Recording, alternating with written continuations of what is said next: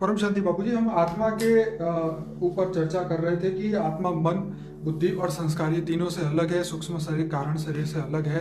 तो आत्मा की ड्यूटी क्या है, ये हम आपसे जानना चाहेंगे। देखो, आत्मा मैंने बताया कि आत्मा केवल निराकारी रूप को आत्मा कहेंगे।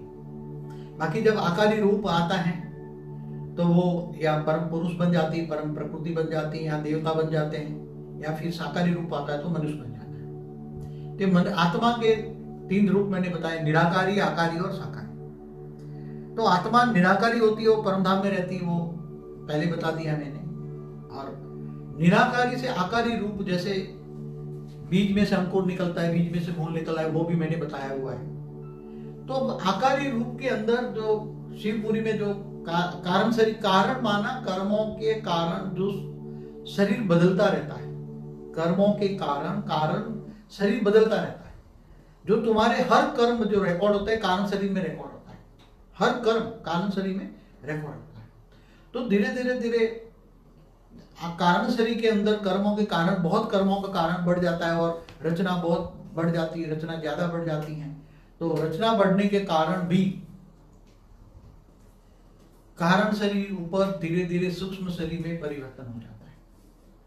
कारण शरीर के ऊपर भी, मतलब जैसे पहले परम तत्वों का कारण शरीर था, तो उसके ऊपर धीरे धीरे धीरे धीरे धीरे सूक्ष्म शरीर माना आकाश, वायु और अग्नि, तीन तत्वों का आवरण बनता है। वो आवरण चढ़ जाता है और उसको हम सूक्ष्म शरीर कहते हैं। और वो सूक्ष्म शरीर धीरे धीरे धीरे धीरे क्योंकि आत्मा की एनर्जी जैसे जैसे कम हो जाती है, ऐसे जैसे ऊपर से नीचे तक आती जाती है। जैसे पहले परमधाम से नीचे आई, आकारी रूप में आई, तो शिवपुरी में आई। जैसे एक एग्जाम्पल पे कि शिवपुरी से नीचे आना है तो फिर विष्णुपुरी में आई, विष्णुपुरी से नीचे ब्रह्मापुरी में आई, फिर नीचे के लोकों में आते गए।